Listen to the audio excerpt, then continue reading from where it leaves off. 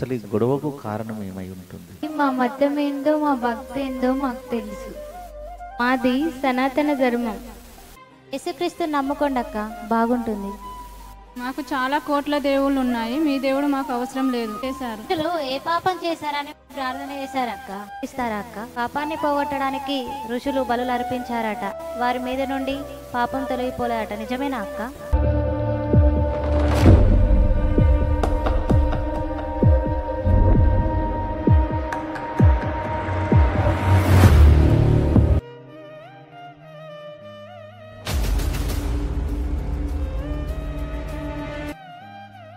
మీరు చెల్లెను చాలా అపార్థం చేసుకున్నారు.